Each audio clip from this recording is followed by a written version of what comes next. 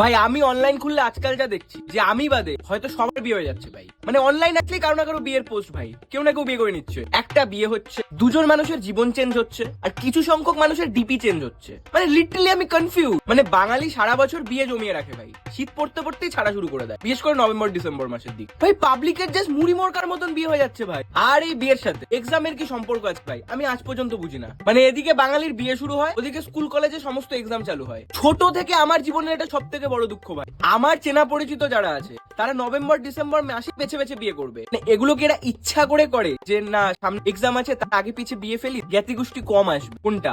মানে লিটারালি ভাই ছোট থেকে মামার বিয়ে, মাসির বিয়ে, কাকার বিয়ে, জেঠুর ছেলের বিয়ে, প্রত্যেক কটা বিয়ের আগে একটা একটা করে আমার এক্সাম থাকে। যখন আমি ফ্রি থাকবো তখন কোনো বিয়ে বাড়ি নিমন্ত্রণ আমি পাবো না, কোনোখানে ইনভিটেশন আসবে না। যখন আমার এক্সাম থাকবে বা যখন আমি কোনো কাজে ব্যস্ত হবো, কোনো প্রবলেম থাকবে আমার, তখনই আমার চেনা পরিচিতদের বিয়ে করতে হয়। না তোরা বিয়ে করছিস ভালো কথা কর, এত বিয়ে একবারে করলে ভাই কোনটা ছেড়ে কোনটা বিয়েতে যাবো?